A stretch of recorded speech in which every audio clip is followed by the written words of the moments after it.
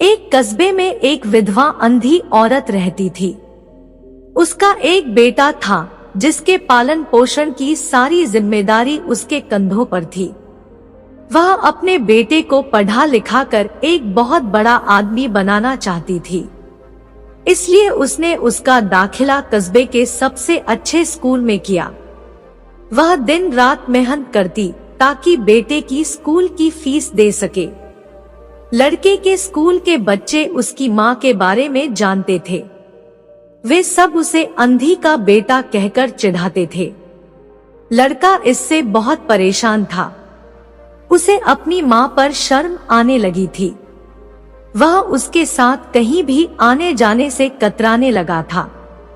जब लड़का बड़ा हुआ तो उसकी शहर में अच्छी नौकरी लग गई। उसने अपनी माँ से वादा किया कि शहर में मकान लेकर वह उसे लेने आएगा, लेकिन वह शहर गया तो फिर लौटकर वापस नहीं आया। उसकी अंधी माँ उसका इंतजार करती रह गई। कई महीने बीत गए, लड़के की कोई खबर नहीं आई।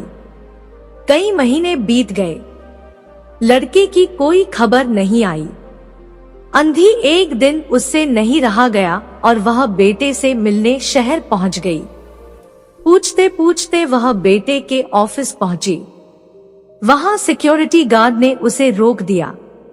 अंधी औरत ने गार्ड को अपने बेटे का नाम बताया और बोली कि उससे जाकर कह दो कि गांव से कोई मिलने आया है। गार्ड ने जाकर उसके बेटे को बताया।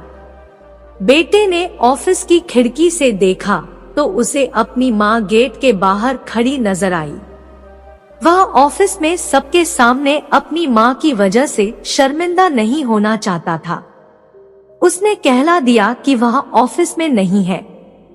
अंधी औरत वहां से चली गई। शाम को वह लड़का ऑफिस से घर जाने के लिए निकला। रास्ते में एक जगह काफी भीड़ जमा थी। वह अपनी गाड़ी रोककर भीड़ के पास पहुंचा और तो बीच सड़क में अपनी माँ को मारा पाया। उसके हाथ में एक चिट्ठी थी जिसमें लिखा था, बेटा बड़े दिन हो गए थे, तेरी कोई खबर नहीं मिली। चिंता हो रही थी इसलिए तुझसे मिलने चली आई। तू तो अब बड़ा आदमी बन गया है। तुझसे मिलना अब शायद मुझ गरीब की किस्मत में नहीं, लेकिन मैं बहुत खुश हूँ तेरे लिए। तूने अपना ही नहीं मेरा सपना भी पूरा किया। मलाल है कि तेरी तरक्की देख नहीं सकती। काश बचपन में तेरी आंखों में सरिया न घुसा होता और मुझे तुम्हें अपनी आंखें न देनी पड़ी होती तो तेरी तरक्की अपनी आंखों से देखकर सुकून से मरती। तेरी अंधी माँ ये पढ़कर लड़का फूट फूट कर रोने लगा।